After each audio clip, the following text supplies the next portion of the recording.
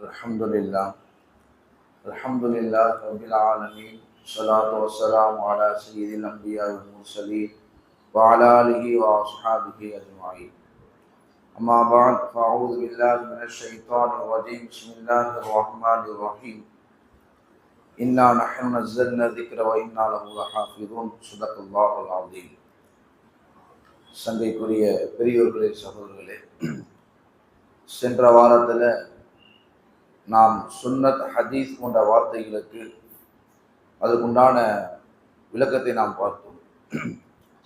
இந்த வாரத்தில் நபி ஸல்லல்லாஹு அலைஹி வஸல்லம் அவர்கள் கூறிய மொத்த ஹதீஸுகளையும் நம்ம ஆய்வு செய்து பார்த்ததில் ஹதீஸுகளை 3 வகையாக பிரிக்கலாம். நபியினுடைய மொத்த ஹதீஸுகளையும் நம்ம ஆய்வு செய்து பார்க்கும் பொழுது 3 வகையாக என்ன செய்யலாம், நபியுடைய ஹதீஸ்களை நாம் பிரிக்க முடியும். முதலாவது அசுன்னத்துல் முஅக்கிதத்து ஃபில் கிதாப், லிமா ஃபில் கிதாப், அதாவது குர்ஆனில் எதை கூறப்பட்டிருக்கிறதோ அந்த விஷயத்தை உறுதிப்படுத்தக்கூடிய ஹதீஸ்கள் வந்திருக்கும். குர்ஆன்ல அல்லாஹ் தஆலா ஒரு கருத்தை சொல்லியிருப்பான், அந்த கருத்தை உறுதிப்படுத்தக்கூடிய ஹதீஸ்கள் இருக்கும். உதாரணமாக பார்க்கும்போது குர்ஆன் அல்லாஹ் சொல்றான், அக்கீமுஸ் ஸலாத்த, தொழுகை செய்யுங்கள் நிலைநாட்டுங்கள் அப்படின்னு அல்லாஹ் சொல்றான். நபி ஸல்லல்லாஹு அலைஹி வஸல்லம் சொல்லியிருக்கிறாங்க, ஸல்லு ஹம்ஸக்கும், என்ன செய்யுங்கள், 5 தொழுகை நீங்கள் தொழுவுங்கள் அப்படின்னு. அதே போல நோன்பு எடுத்துக்கிட்டோம்னா அல்லாஹ் சொல்றா, குத்திபா அலைக்குமுஸ் ஸியாம், உங்கள் மீது நோன்பு கடமையாக்கப்பட்டிருக்கிறது. நபி ஸல்லல்லாஹு அலைஹி வஸல்லம் ஹதீஸை சொல்லியிருக்காங்க, ஸூமு ஷஹ்ரக்கும், என்ன செய்யுங்கள், நோன்பு வையுங்கள். அப்ப இதுல அதிகப்படியான கருத்துல ஹதீஸ்ல கிடையாது. குர்ஆன்ல என்ன விஷயங்கள் சொல்லப்பட்டிருக்கோ, தொழுவுங்க அப்படின்னு சொல்லப்பட்டிருக்கோம், அதே கருத்தை தான் ஹதீஸும் வலியுறுத்தும். குர்ஆன்ல நோன்பு வைங்க அப்படின்னு சொல்லப்பட்டிருக்கும், அதே கருத்தை தான் ஹதீஸும் செய்யும், வலியுறுத்தும். அதே போல ஜகாத்துடைய விஷயங்கள், ஆத்து ஜகாத்த, குர்ஆன்ல வருது ஆத்து ஜகாத்த, ஜகாத்தை நீங்கள் கொடுங்கள் அப்படின்னு வருது. பெருமானார் ஸல்லல்லாஹு அலைஹி வஸல்லம் ஹதீஸ் சொல்லியிருக்காங்க, அத்து ஜகாத்த அம்வாலிக்கும், உங்களுடைய பொருட்களுடைய ஜகாத்தை நீங்கள் கொடுங்கள், அப்படி நிறைவேற்றுங்கள் அப்படின்னு சொல்லியிருக்காங்க. அப்ப இது போல நம்ம பார்க்கும்போது குர்ஆன்ல என்ன விஷயங்கள் சொல்லப்பட்டிருக்கின்றதோ அந்த கருத்தை, அந்த விஷயத்தை உறுதிப்படுத்தக்கூடிய, வலியுறுத்தக்கூடிய ஹதீஸ்கள் வந்திருக்கும். இது ஹதீஸினுடைய ஒரு வகை. இரண்டாவது அஸ்ஸுனனுல் முபய்யினா, குர்ஆன்ல சொல்லப்பட்டிருக்கக்கூடிய விஷயத்தை தெளிவுபடுத்தக்கூடியதாக இருக்கும். சில விஷயங்கள், சில கருத்துகள் குர்ஆன்ல மூடலா தான் இருக்கும், அந்த மூடலை தெளிவுபடுத்தக்கூடிய ஹதீஸ்கள் இருக்கும். நபியுடைய வேலையும் இதுதான். நபியுடைய வேலை என்ன? குர்ஆனை தெளிவுபடுத்தக்கூடிய, குர்ஆனை விளக்கக்கூடிய பணிதான் நபியுடைய முக்கியமான பணியாக இருந்தது. அப்ப நபி ஸல்லல்லாஹு அலைஹி வஸல்லம் அவர்கள் குர்ஆன்ல எந்த விஷயங்கள்லாம் மூடலாக வந்திருக்கிறதோ அவை அனைத்தும் நபி ஸல்லல்லாஹு அலைஹி வஸல்லம் அவர்களுக்கு தெளிவுபடுத்தி காமிப்பார்கள். உதாரணத்துக்கு சொல்றதாக இருந்தால், அகீமுஸ் ஸலாத்த, தொழுகை நீங்கள் நிலைநாட்டுங்கள் அப்படின்ற ஒரு ஆயத். அல்லாஹ் இதுல தொழுகன்னு நல்லா சொல்றான். ஆனா இதுல எப்படி தொழுகணும், தொழுகையினுடைய முறை என்ன, எப்படி நிக்கணும், எப்ப தக்பீர் கட்டணும், என்ன ஓதணும், இது போன்ற எந்த விஷயங்களும் செய்ய முடியாது. நம்ம குர்ஆன்ல எங்க தெரிஞ்சாலும் கிடைக்காது. இது எல்லாமே நபி ஸல்லல்லாஹு அலைஹி வஸல்லம் அவங்க தான் செஞ்சாங்க, நமக்கு தெளிவுபடுத்தினாங்க. ஹதீஸ் மட்டும் இல்லை என்றால், இது போன்ற குர்ஆனுடைய ஆயத்துகளை தெளிவுபடுத்தக்கூடிய ஹதீஸ்ல மட்டும் இல்லை என்று சொன்னால், தொழுகை என்பதை நம்மளால கற்பனை செய்ய முடியாது. ஏன்னா தொழுகைனா என்ன அப்படின்னு நமக்கு தெரியாது. அப்ப நபி ஸல்லல்லாஹு அலைஹி வஸல்லம் அவங்க என்ன செய்றாங்க, நமக்கு தொழுகைனா என்ன, தொழுகையினுடைய அந்த முறைகள் என்ன, அது எப்படி இருக்கும், இது போன்ற விஷயங்களை நபி ஸல்லல்லாஹு அலைஹி வஸல்லம் நமக்கு விளக்கி இருக்கிறாங்க. ஹதீஸ்ல வருது, இன்னல் லிஸ்ஸலாத்தி அவ்வலன் வாஹிரன், நிச்சயமா தொழுகைக்கு ஆரம்ப நேரமும் இருக்கு, கடைசி நேரமும் இருக்குது. இதை நீங்க குர்ஆன்ல தெரிய பார்த்தா எங்கேயுமே கிடைக்காது. ஃபஜ்ருடைய ஆரம்ப நேரம் என்ன, லுஹருடைய ஆரம்ப நேரம் என்ன, அஸருடைய ஆரம்ப நேரம் என்ன, மக்ரிபுடைய ஆரம்ப நேரம் என்ன, இதை எங்க பார்த்தாலும் குர்ஆன்ல எங்க என்ன செய்யணுக்கு அது கிடைக்கவே கிடைக்காது. இது முழுக்க என்ன செய்வோம், ஹதீஸ் தான் கிடைக்கும். அதே போல ஜகாத்து கொடுக்கணும், யாருக்கு கொடுக்கணும், இது போன்ற பல செய்திகள், இது எல்லாமே என்ன செய்யும் அப்படின்னு சொன்னா ஹதீஸ் மூலமாக நமக்கு தெளிவு கிடைக்கும். அதே போல பாக பிரிவினை, சொத்துக்கள் பிரிக்கக்கூடிய விஷயமா அல்லாஹ் தஆலா குர்ஆன்ல சொல்லியிருக்கான், யூசிக்குமுல்லாஹு ஃபி அவுலாதிக்கும், அந்த ஆயத்தை அல்லாஹ் என்ன செய்யறான், தெளிவுபடுத்துறான் யார் யாருக்கு என்னென்ன கொடுக்கணும் அப்படின்ட்டு. ஆனா அந்த ஆயத்துடைய வெளிச்சத்துல பார்க்கும்போது பெற்றோர், பிள்ளை, இந்த 2 பேருக்குமே சொத்து, மகன் இறந்து விட்டால் மகனுடைய சொத்து பெற்றோர்களுக்கு போகும். பெற்றோரை யாராவது ஒரு ஆள் இறந்து விட்டா அவங்க சொத்து யாருக்கு வரணும்? மகனுக்கு வரணும், வெளிப்படையா தெரியும். ஆனால் அந்த விஷயத்தை தெளிவுபடுத்த நபிசுல்லா தெளிவுபடுத்திருக்கிறாங்க. ஒரு முஸ்லிமான ஒரு நபருடைய சொத்துக்கு காப்பீடு செய்ய முடியாது, வாரிசாக ஆக முடியாது. உதாரணத்துக்கு தந்தை மறந்து விட்டார், முஸ்லீமாக இருக்கிறாரு, அவருடைய பிள்ளை காஃபிராக இருக்கிறாருன்னா தந்தையின் சொத்து யாருக்கு போகாது? காஃபிருக்கு போகாது. அப்ப மகனாக இருந்தாலும், தன்னுடைய சொந்த மகனாக இருந்தாலும், அவர் இஸ்லாத்தை விட்டு வெளியே இருப்பதனால, காஃபிராக இருப்பதனால அவர் என்ன செய்யாது? ஒரு முஸ்லிமுடைய சொத்து அவருக்கு போகாது. இதை நபி ஸல்லல்லாஹு அலைஹி வஸல்லம் தான் செஞ்சிருக்காங்க, ஹதீஸை தெளிவுபடுத்திருக்காங்க. குர்ஆன்ல பார்க்கும்போது யாரா இருந்தாலும் இறந்தவர் முஸ்லீமாக இருந்து உயிரோடு இருப்பவர் காஃபிராக இருந்தாலும் அவருடைய சொத்து இவருக்கு போகும் என்றுதான் குர்ஆன்ல தெரியும். ஆனால் நபி ஸல்லல்லாஹு அலைஹி வஸல்லம் ஹதீஸை நமக்கு தெளிவுபடுத்தது, இரண்டு பேரும் அதாவது ஒரே மார்க்கத்தில் இருக்கும், முஸ்லீமா இருந்தா தான் சொத்து போகும், முஸ்லீமாக இல்லை அப்படின்னு சொன்னா அவங்க செய்த அவருக்கு சொத்து என்பது கிடைக்காது என்பதை ஹதீஸை நமக்கு தெளிவுபடுத்துது.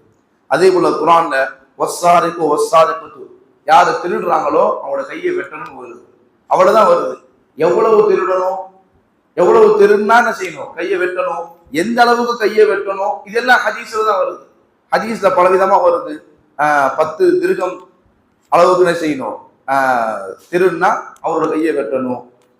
பல அளவுகள் எல்லாமே, எந்த அளவு திருடினால் கையை வெட்ட வேண்டும் என்பது அளவு என்பது எல்லாமே ஹதீஸ் தான் வருது, தவிர குர்ஆன் ஹதீஸ்ல எங்கேயுமே வரல.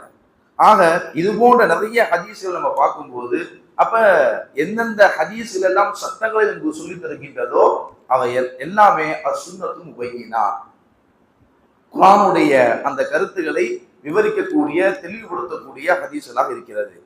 மூணாவது இருக்கிறது அசுன்னத்து முஸ்தகில்லா, குர்ஆன்ல கூறப்படாத சட்டங்கள் ஹதீஸின் மூலமாக அறியப்படும். இதை பற்றி குர்ஆன்ல சொல்லியே இருக்க மாட்டாங்க, ஆனா என்ன செய்வோம்? ஹதீஸ்ல அதை சொல்லப்பட்டிருக்கும். உதாரணமாக நாட்டு கழுதைகள் இருக்கு, நாட்டு கழுதை அது என்னது? அது சாப்பிடுவதற்கு அனுமதி கிடையாது. அதே போல கோரை பற்களுடைய வன விலங்குகள், கோரை பற்களுடைய சிங்கம், புலி, இது போல இருக்கக்கூடிய வன விலங்குகள், இதை சாப்பிடுவதற்கு அனுமதி கிடையாது. அதே போல கோரை நகமுடைய பறவைகள், கழுகு, இது போன்ற பறவைகள், அப்ப இதெல்லாம் சாப்பிடுவதற்கு நம்ம என்ன கிடையாது, நமக்கு ஜாயிஸ் கிடையாது. இதை நம்ம குர்ஆன்ல தேடி பார்த்தோம்னா நமக்கு கிடைக்காது. நாட்டு கழுதைகளை சாப்பிடக்கூடாது என்றோ, கோரை பற்களுடைய வனவிலங்கை சாப்பிடக்கூடாது என்றோ, கோரை நகமுடைய பறவைகளை சாப்பிடக்கூடாது என்றோ குர்ஆன்ல பதம் வந்துச்சு. நமக்கு இது இது இது சம்பந்தமா எந்த குறிப்பும் கிடையாது. அப்ப இது முழுக்க முழுக்க ஹதீஸ் மூலமாக தான் நமக்கு கிடைத்திருக்கு. அதே போல நற்பண்புகள், ஒரு மனிதனுடைய அகலாக்குகள், ஒரு மனிதனுடைய ஆதாபுகள், சாப்பிடும் போது உள்ள ஒழுக்கம், இது குர்ஆன்ல கிடையாது. தூக்கத்தினுடைய ஒழுக்கம், இது குர்ஆன்ல கிடையாது. மலம்தரம் கழிக்க செல்லும் பொழுது ஒழுக்கம், இது எங்க கிடையாது? குர்ஆன்ல கிடையாது. அப்ப ஒரு மனிதனுடைய அன்றாடமாக இருக்கக்கூடிய அவனுடைய ஒழுக்கங்கள் எல்லாமே, இது எல்லாமே சுன்னத்தின் மூலமாக ஹதீஸின் மூலமாக சாபித்தான தவிர எங்க கிடையாது, இது குர்ஆனின் மூலமாக நமக்கு கிடைத்தது கிடையாது. ஆக நபியினுடைய அந்த ஹதீஸ்களை நம்ம சொல்லலாம் 3 வகையாக பிரிக்க முடியும். ஒன்று இருக்குதே அசுன்னத்துல் முஅக்கீதா, குர்ஆனில் சொல்லப்பட்ட கருத்துக்களை என்ன செய்யும்? உறுதிப்படுத்தும். இரண்டாவது அசுன்னத்துல் முபையினா, குர்ஆனில் கூறப்பட்ட விஷயங்களை தெளிவுபடுத்தும். மூணாவது அசுன்னத்துல் முஸ்தகில்லா, குர்ஆனில் கூறப்படாத சில விஷயங்கள் என்ன செய்யும்? நமக்கு சில விஷயங்கள் நமக்கு தெளிவுபடுத்தும். ஆக இது ஹதீஸுடைய வகைகள். இது முடிஞ்சிருச்சு. அடுத்த தலைப்பு இந்த ஹதீஸினுடைய மறுப்பு, இது எப்ப தோன்றியது, அதனுடைய வரலாறு என்ன என்பதை சுருக்கமா பார்க்கணும். நபி ஸல்லல்லாஹு அலைஹி வஸல்லம் அவர்கள் பொதுவாகவே தனக்கு பின்னால் ஏற்படக்கூடிய தோன்றக்கூடிய எல்லா குழப்பங்களை பற்றியும் எச்சரிக்கை செஞ்சிருக்கிறாங்க. பின்னாடி ஒரு காலத்துல வரும், இப்படிதான் நடக்கும், இப்படிதான் நடக்கும் அப்படிங்கிறத பெருமானார் ஸல்லல்லாஹு அலைஹி வஸல்லம் அவர்கள் இருக்கக்கூடிய காலகட்டத்தில் செஞ்சிருக்கிறாங்க அவங்க. அதனால்தான் மனுஷனுக்கு கியாமத்துடைய அடையாளங்கள் 10, 7 இது போன்ற விஷயங்கள்லாம் நமக்கு எப்படி தெரியுது அப்படின்னு சொன்னா, பெருமானார் ஸல்லல்லாஹு அலைஹி வஸல்லம் அவர்கள் அவங்க இருக்கும் போது என்ன செஞ்சிருவாங்க? அதெல்லாம் ஒரு எச்சரிக்கை செஞ்சிருப்பாங்க. இந்த எச்சரிக்கை ஏன் செய்யறாங்க அப்படின்னு சொன்னா, உண்மையான முஃமின்கள் அந்த நேரத்தில் இருக்கும் பொழுது, இந்த குழப்பங்கள் ஏற்படக்கூடிய சமயத்துல இந்த முஃமின்கள் இருக்கும் பொழுது அவர்கள் நினைத்துக் கொள்வார்கள், இது நபி சொன்னது இப்போ நடந்திருக்குது. அப்ப இந்த குழப்பத்தின் மூலமாக அவருடைய ஈமான செய்யும் மேலும் வலுப்பெறும். பரவாயில்ல, நபி சொன்னது நடந்துருச்சு, நபி என்ன செஞ்சாங்க? இந்த மாதிரி தஜ்ஜால் ஒருத்தன் வருமா அப்படின்னு சொன்னாங்க. அப்ப தஜ்ஜால் வரும்போது நாம இருந்தோம் அப்படின்னு சொன்னா இவன் யாரு? இவன் ஒரு குழப்பவாதி அப்படிங்கிற நினைச்சினோம. அப்ப அவனின் மூலமாக நம்முடைய ஈமான நினைச்சினோம அதிகப்படுத்தின்னு வலுப்படுத்திடும். அதனால சில பெருமானா ஸல்லல்லாஹு அலைஹி வஸல்லம் அவர்கள் தனக்கு பின்னா வரக்கூடிய எல்லா குழப்பங்களையும் என்ன செய்வாங்க, முன்னாடியே நமக்கு எச்சரிக்கை செஞ்சிருக்கிறாங்க. அதுல ஒரு எச்சரிக்கை செஞ்சிருக்கிறாங்க, பின்னால ஒரு கூட்டம் வரும், குர்ஆன் மட்டுமே போதும், ஹதீஸ் தேவையில்லை என்று சொல்லக்கூடிய கூட்டமும் வரும் அப்படின்னு சொல்லி பெருமானா ஸல்லல்லாஹு அலைஹி வஸல்லம் ஹதீஸ சொன்னாங்க. யூஷிக்கு ரஜுலு முத்தக்கியன அலா அரிகதிஹி, ஒரு மனிதன் செஞ்சிருவான், தன்னுடைய சிம்மாசனத்துல உட்காந்து சேர்ல உட்காந்துக்கிட்டு சாஞ்சிக்கிட்டே கேட்பான். என்ன கேட்பான்? அவன்கிட்ட ஒரு ஹதீஸ் சொல்லுவோம், நபியினுடைய ஒரு ஹதீஸை அவன்கிட்ட சொன்னா அவன் சொல்லுவான், பைனனா பைனக்கும் கிதாபுல்லாஹ், உங்களுக்கும் எனக்கும் மத்தியில குர்ஆன் தான் இருக்குது. மா வஜதனா ஃபீஹி மின ஹலாலி, குர்ஆன்ல என்னென்ன விஷயங்களா ஹலாலாக இருக்குதோ இஸ்தஹல்லனாஹு, அதை நம்ம செய்யணும் ஹலாலாக ஆக்குவோம். ஒமா வஜதனா ஃபீஹி மின ஹராமி, குர்ஆன்ல எதெல்லாம் ஹராமாக இருக்குதோ ஹரம்னாஹு, அது நம்ம என்ன செய்வோம், ஹராமாக்குவோம். அப்ப உங்களுக்கும் எனக்கும் மத்தியில் என்ன மட்டும்தான் இருக்கும், குர்ஆன் மட்டும்தான் இருக்கும், ஹதீஸ் தேவை இல்லை என்று சொல்லக்கூடிய ஒரு கூட்டம் பின்னால் வரும் என்பதை பெருமானா ஸல்லல்லாஹு அலைஹி வஸல்லம் அவர்கள் இதை முன்னாடியே முன்கூட்டியே சொல்லியிருக்கிறாங்க. அதன் அடிப்படையில் நம்ம பார்க்கும்போது முதல் நூற்றாண்டு, அதாவது ஹிஜ்ரியினுடைய முதல் 100 வருஷத்துக்குள்ளேயே அந்த ஹதீஸை மறுக்கக்கூடிய சில அறிகுறிகள் நமக்கு தென்பட ஆரம்பிச்சிருச்சு. அதாவது சஹாபாக்களுடைய காலகட்டத்திலேயே இந்த ஹதீஸை மறுக்கக்கூடிய சில நிகழ்வுகள் ஏற்பட்டது. உதாரணத்துக்கு சொல்றதாக இருந்தா, இம்ரான் இப்னு ஹுசைன் ரலியல்லாஹு அன்ஹு அவருடைய ஒரு முக்கியமான நிகழ்வு. இந்த ஹதீஸை இந்த நிகழ்வை சுயூத் இமாம் மிஃப்தாஹுல் ஜன்னா என்ற ஒரு கிதாபுல பதிவு செஞ்சிருக்கிறாங்க. என்ன, ஒருத்தர் வரார், இம்ரான் இப்னு ஹுசைன் ரலியல்லாஹு அன்ஹு ஒரு கேள்வி கேட்டார். அந்த கேள்விக்கு பதிலாக இம்ரான் இப்னு ஹுசைன் ரலியல்லாஹு அன்ஹு செய்யறானா ஒரு ஹதீஸை சொல்றான். அவர் கேட்ட கேள்விக்கு பதில் எங்க இருக்கு, ஒரு ஹதீஸ்ல இருக்கு, அந்த ஹதீஸை சொல்றான். உடனே அவர் சொல்றாரு, குர்ஆன் நீங்க சொல்லுங்க, நீங்க என்ன செய்யுங்க, குர்ஆன் சொல்லுங்க, ஹதீஸு அன் கிதாபில்லாஹ், குர்ஆன் நீங்க சொல்லுங்க, வலா துஹதீஸு அன் கைரிஹி, வேற எதையும் எங்களுக்கு சொல்லாதீங்க அப்படின்னு சொன்னாங்க. அப்ப சொல்லிட்டு அவர் சொன்னாரு, நீங்க பல செய்திகளை சொல்றீங்க, ஆனா அந்த எந்த செய்திக்குமே நல்ல குர்ஆன்ல அது எதுவுமே இல்லையே அப்படி மாதிரி வந்தவர் சொல்றாரு. அப்ப இப்ப இம்ரான் ஹுசைன் எல்லாம் புரிந்து கொண்டார்கள், இவருக்கு ஹதீஸை பற்றிய ஐயம், சந்தேகம், நெருடல் ஏதோ இருக்குது அப்படிங்கிறத புரிந்து கொண்டாங்க. புரிந்து கொண்டுட்டு சஹாபி சொன்னாங்க, அன்த ரஜுலுன் அஹ்மக், நீ ஒரு முட்டாள் அப்படின்னு சொல்லிட்டு இம்ரான் ஹுசைன் பல கேள்வி கேட்கிறாங்க. என்ன கேள்வி கேட்கிறாங்க அப்படின்னா, லுஹருடைய 4 ரக்காத் குர்ஆன்ல எங்க இருக்குது, லுஹருடைய 4 ரக்காத் குர்ஆன்ல எங்க சொல்லப்பட்டிருக்கு, அஸருடைய 4 ரக்காத் குர்ஆன்ல எங்க இருக்குது, மகரிபுடைய ரக்காத்து எங்க இருக்குது, காபத்துல்லாவை 7 முறை சுற்ற வேண்டும் என்பது எங்க இருக்குது, 40 ஆடுகள் இருந்தால் ஒரு ஆடு ஜகாத் கொடுக்கணும் அப்படிங்கிறது எங்க இருக்குது, இதெல்லாம் குர்ஆன்ல இருக்குதா அப்படின்னு கேட்டாங்க. ஆனா வந்த மனிதர் சொன்னாரு, எல்லா கேள்விக்குமே இல்ல, குர்ஆன்ல இல்ல. இது எங்க குர்ஆன்ல லுஹருடைய 4 ரக்காத் அப்படிங்கிறது கிடையாது, அஸருடைய 4 ரக்காத் என்பது கிடையாது. அப்ப இது போல எந்த விஷயம் எங்க இல்ல, குர்ஆன்ல இல்ல அப்படின்னு அவர் சொல்றாரு. அப்ப இம்ரான் ஹுசைன் ரலியல்லாஹு அன்ஹு சொன்னாங்க, நீங்க மார்க்கத்தை எங்க கற்றுக்கொண்டீர்கள், எங்கிட்ட தான் கற்றுக்கொண்டீங்க. அதாவது சஹாபாக்கிட்ட தான் நீங்க மார்க்கத்தை கற்றுக்கொள்றீங்க. சஹாபாக்கள் எங்க கற்றுக்கொண்டாங்க, நபியிட்ட தான் கற்றுக்கொண்டாங்க. அப்ப எங்களை விட்டுட்டு, சஹாபாக்களை விட்டுட்டு நீங்க மார்க்கத்தை தேடுவீங்க அப்படின்னு சொன்னா நீங்க வழி தவறி போயிடுவீங்க. என்ன செஞ்சிருவீங்க, நீங்க வழி தவறி போயிடுவீங்க. ஆக அவருடைய இருக்கக்கூடிய அந்த ஐயத்தை என்ன செஞ்சாங்க, அப்ப இம்ரான் ஹுசைன் ரலியல்லாஹு அன்ஹு தெளிவுபடுத்தினாங்க. இந்த மனிதரை பற்றி ஹஸனுல் பஸரி ரஹ்மத்துல்லாஹி அலைஹி சொல்றாங்க, இவர் பின்னாடி இந்த கேள்வி கேட்டவர் பின்னாடி மிகப்பெரிய ஒரு சட்ட மாமதியாக தான் மூத்தா போனார். இந்த அவருக்கு ஒரு ஹதீஸை பற்றி ஒரு நெருடல், ஒரு சந்தேகம் இருந்திருக்குது. அந்த சந்தேகத்திலிருந்து அவர் தெளிவுபடுறதுக்கு பின்னாடி அவர் என்ன செஞ்சிருக்கிறாரு, மிகப்பெரிய ஒரு சட்ட மாமதியாக வஃபாத் இருக்கிறார். அதே போல புகாரி ஷரீஃப்ல இன்னொரு சம்பவம் இருக்குது.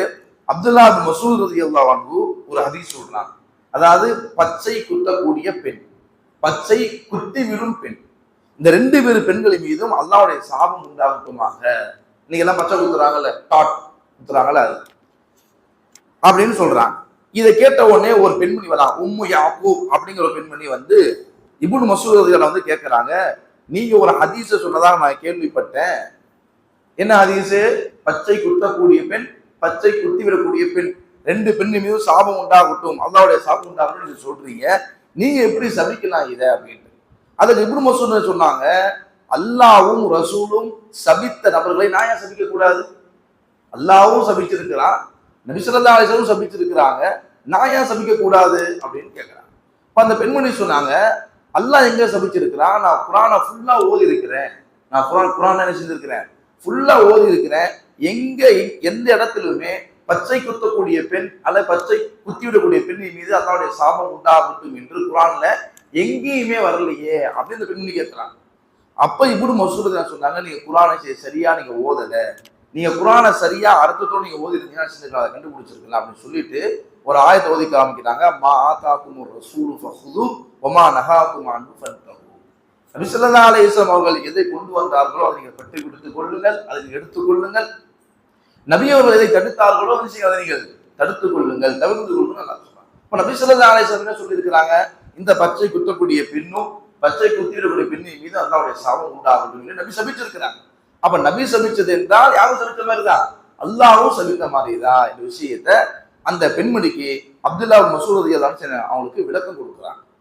ஆக இந்த முதல் நூற்றாண்டிலே சஹாபாக்களுடைய காலகட்டத்திலேயே அப்ப ஹதீஸையுடைய ஐயம், ஹதீஸின் மீது உள்ள சந்தேகம் அப்பவே என்னது ஆரம்பமாக இருக்கு. ஆனால் மூத்த சஹாபாக்கள் அபூபக்கர் சித்திக் ரலியல்லாஹு அன்ஹு இது போன்ற பெரும் பெரும் சஹாபாக்கள் அந்த நபர்களை கூட்டினா செஞ்சிருக்கிறாங்க, அவர்களுடைய அந்த சந்தேகத்தை போக்கி அவங்களுக்கு விளக்கம் கொடுத்திருக்கிறாங்க. இன்னும் நம்ம ஆழமா பார்க்கும்போது அதுக்கு பின்னாடி அபூபக்கர் ரலியல்லாஹு அன்ஹு ஆட்சி காலம், அபூபக்கருடைய ஆட்சி காலத்துல இது இல்லாத வேற பல பிரச்சனைகள் வந்துச்சு. புதுசாக நபியாக ஒருத்தவங்க அறிவித்தார், நான் நபி என்று சொன்னா ஜகாத்து கொடுக்க மாட்டேன்ட்டு மக்கள் நான் போராட்டம் பண்ணா, இப்படி பல பிரச்சனைகள் இருந்தனால அந்த இடத்துல ஹதீஸை மறுக்கக்கூடிய விஷயம் அங்க ஏற்படலை. இரண்டாவதாக ஆட்சிக்கு வந்த உமர் ரலியல்லாஹு ஆட்சி காலத்திலையும் அப்படிதான் உமர் ரலியல்லாஹு அன்ஹு உம்மத்தை பாதுகாத்தார்கள். எந்த அளவுக்கு அப்படின்னு சொன்னா அவங்களுடைய ஆட்சி காலத்துல மஸ்ஜிது நபவியில யாராவது உபதேசம் பண்ணணும்னு நினைச்சாங்கன்னா அவருடைய அனுமதி இல்லாம பண்ண முடியாது. யாருடைய அனுமதி இல்லாம, உமர் ரலியல்லாஹு அனுமதி இல்லாம செய்ய முடியாது, யாரும் பிரசங்கம் செய்ய முடியாது. இப்போ நம்ம பல பல பல பள்ளிகள்ல பார்க்கலாம், இமாம் மற்றும் நிர்வாகத்தின் அனுமதியுடன் பயான் செய்யும் அப்படின்னு போட்டிருக்காங்க. காரணம் என்ன அப்படின்னு சொன்னா, இங்க இருக்கக்கூடிய என்ன செய்வார், பள்ளியில் இருக்கக்கூடிய யாரும் பள்ளியில் இருக்கக்கூடிய இமாமாக இருக்கட்டும், இந்த நிர்வாகமாக இருக்கட்டும், அவங்க என்ன செய்வாங்க, இந்த இருக்கக்கூடிய மகல்லா வாசிகளுக்கு அவங்க ஒரு பாதையில கூட்டிட்டு போவாங்க. இப்ப வேற ஒருத்தர் வந்து வேற ஏதாவது சொல்லிட்டு வருவான்னு போயிடுவார், அது குழப்பத்தை என்ன செய்யும், அது உண்டாக்கும். அதனால குழப்பம் உண்டாக கூடாது என்பதற்காக வேண்டித்தான் உமர் ரலியல்லாஹு ஆட்சி காலத்துல அவர்களுடைய அனுமதி இல்லாம என்ன செய்யக்கூடாது, யாரும் உபதேசமே செய்யக்கூடாது. அந்த அளவுக்கு என்ன செஞ்சாங்க, உம்மத்தை அவங்க பாதுகாத்து கூட்டு போனாங்க. அடுத்ததாக உஸ்மான் ரலியல்லாஹு ஆட்சி காலம் வந்தது. அவருடைய ஆரம்ப 6 வருடம் இருக்கிறது எந்த குழப்பமும் இல்லாம தான் இருந்துச்சு. அதற்கு பின்னாடி தான் அவங்களுடைய ஹிலாபத்துல ஆட்சி காலத்துல அரசியலுடைய குழப்பம் ஏற்பட்டு அந்த அரசியல் குழப்பத்தாலேயே அவங்க ஷஹாதத்தை ஆக்கப்பட்டாங்க. யாரு, உஸ்மான் ரலியல்லாஹு அன்ஹு அவங்க ஆக்கப்பட்டாங்க. அதற்கு பின்னாடி அலி ரலியல்லாஹு வந்தாங்க. அவங்க காலகட்டத்துல ஹவாரிஜ் என்ற கூட்டம் என்ன செஞ்சு உருவானது. அதற்கு பின்னாடி அலி ரலியல்லாஹு வஃபாத்துக்கு பின்னாடி இந்த இஸ்லாமிய சமுதாயம் 3 குரூப்பாக பிரியுது. ஒரு கூட்டம் இருக்குது அஹ்லு சுன்னத் வல் ஜமாஅ அப்படிங்கிற ஒரு கூட்டம், இரண்டாவது ஒரு கூட்டம் இருக்குது ஹவாரிஜ் என்ற கூட்டம், மூன்றாவது ஷியாக்கள். இந்த 3 கூட்டம் பிரிந்த உடனேயே ஹதீஸை குறித்து அவர்களுடைய கண்ணோட்டமும் மாறிடுச்சு. ஹதீஸை மீது பார்க்கக்கூடிய பார்வையும் ஒவ்வொருத்தவங்களுக்கும் மாறிடுச்சு. அதுல முதலாவதாக இருக்கக்கூடிய அஹ்லு சுன்னா என்ற இந்த கூட்டம் இருக்குது. இந்த கூட்டம் வந்து ஹதீஸின் மீது எந்த அளவுக்கு அவங்க மரியாதை வச்சுருந்தாங்க சொன்னா, ஹதீஸ் வந்து ஹதீஸும் குர்ஆனும் இது கண்களை போன்று, ஹதீஸின் மீது அளவு கடந்த மரியாதையும் கண்ணியமும் வைத்திருப்பாங்க. ஹதீஸை ஒரு காலமும் அவர்கள் மறுக்க மாட்டாங்க. அஹ்லு சுன்னத்துல யாரெல்லாம் இருக்கிறார்கள், நம்மை போன்றவர்கள் என்ன செய்ய மாட்டாங்க, எந்த காலகட்டத்திலும் என்ன செய்ய மாட்டாங்க, ஹதீஸை இவர்கள் மறுக்கவே மாட்டார்கள். ஹதீஸுக்காக வேண்டி பல தியாகங்களையும் பல பணிவிடைகளையும் செய்வாங்க. இவங்க செய்வாங்க, ஹதீஸை எப்படியாவது பாதுகாக்க வேண்டும் என்று நினைப்பாங்க. இந்த கூட்டம் தான் 72 கூட்டம் என்ன செய்யும், நரகத்துக்கு போகும், ஒரு கூட்டம் தான் சொர்க்கத்துக்கு போகும்னு சொன்ன கூட்டம் என்று சொன்னா இந்த அஹ்லு சுன்னத்துடைய இந்த கூட்டம் தான் செய்யும், சொர்க்கத்துக்கு போகும். அப்ப ஏன்னு சொன்னா இவங்க என்ன செய்வாங்க, குர்ஆனையும் ஏற்றுக்கொள்வார்கள், ஹதீஸையும் ஏற்றுக்கொள்வார்கள். அப்ப இந்த கூட்டம் தான் அது சரியான கூட்டம். இதுக்கு பிறகு வந்திருக்கக்கூடிய ஹவாரிஜ் ஷியாக்கள் எல்லாமே ஹதீஸை அவங்க மறுக்க ஆரம்பித்தார்கள். அதை பற்றிய வரலாறு இன்ஷா அல்லாஹ் பின்னாடி சொல்லப்படும், இன்ஷா அல்லாஹ் அடுத்தடுத்த வாரங்கள் சொல்லப்படும் இன்ஷா அல்லாஹ். ஆக நாம் என்ன செய்யணும், அலிரது ஆட்சிகளுக்கு பின்னாடி அஹ்லு சுன்னத், ஹவாது, ஷியா போன்ற 3 பிரிவுகள் பிரியுது. இந்த அஹ்லு சுன்னத்துடைய கொள்கையில் இருக்கக்கூடியவர்கள் தான் சொர்க்கத்தில் செல்ல தகுதியானவர்கள். எனவே நாம் என்ன செய்யணும், இந்த அஹ்லு சுன்னத்துடைய கொள்கையில அதே கொள்கையில இருந்து அதே கொள்கையில மோதக்கூடிய தௌஃபீக் அல்லாஹ் தஆலா நம் அனைவருக்கும் தந்தருவானாக. சொர்க்கத்தில் செல்லக்கூடிய நற்பாக்கியத்தை அல்லாஹ் தஆலா நம் அனைவருக்கும் தந்தருவானாக. ஆமீன். வாஹிர் தஅவானா அல்ஹம்துலில்லாஹி ரப்பில் ஆலமீன். அஸ்ஸலாமு அலைக்கும் வரஹ்மத்துல்லாஹி வபரகாத்துஹு.